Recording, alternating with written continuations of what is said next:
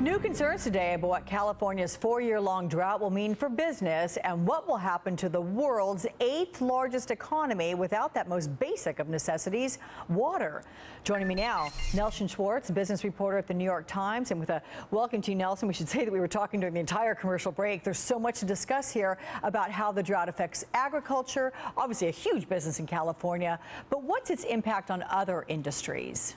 I mean, basically, everybody uses water in some way, whether it's a homeowner watering their lawn or taking a shower or drinking, or Intel making chips, or farmers growing, a big part of the nation's fruit and vegetables and things like almonds and nuts. I mean, all of that comes from the Central Valley of California, which is a very dry area naturally, and there's just not a lot of water right now. Yeah, and in your article, you raise a lot of questions, including can Los Angeles continue to dominate as the country's capital of entertainment and Silicon Valley as the center of high tech if people are forbidden to take a shower for more than 5 minutes and if water bills become prohibitively expensive? What's the short answer to this? I mean, the bottom line is that people are going to have to adapt. But the truth is, and many politicians don't want to say this out loud, is we've gotten very used to really, really cheap water. I mean, if gasoline were this cheap, then everybody would be driving an Escalade. There'd be no incentive to carpool or save.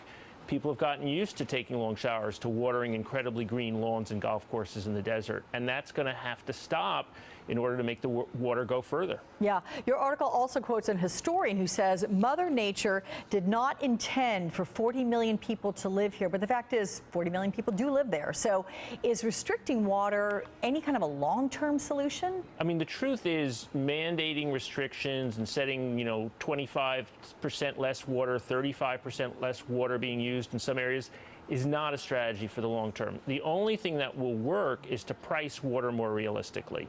When prices of water go up, people use less. It's simple economics, and that over the long term is what has to happen, both for residential users and for farmers. But what about if the population continues to grow?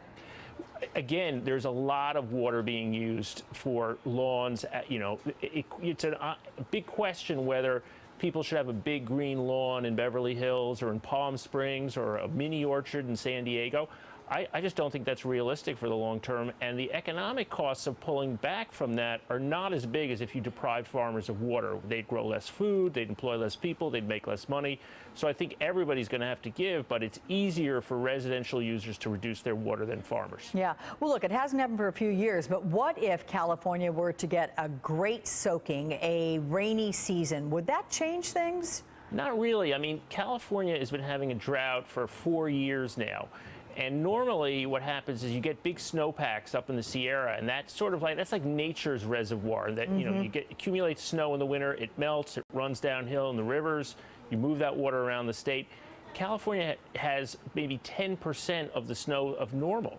And so you'd have to have a lot of storms to make up for that. So it's going to take time, and there's thinking that this may be a long-term change in the climate, or at least in weather patterns, that's going to deprive California of some of the rain it got in the past. So the sense that the changes Governor Brown is calling for, do people think they're going to work? I mean, I think they'll work to some extent, and maybe people will respond in the short term. But in the long term, you really have to have farmers using water more efficiently in terms of drip irrigation rather than flood irrigation. That would be one big thing.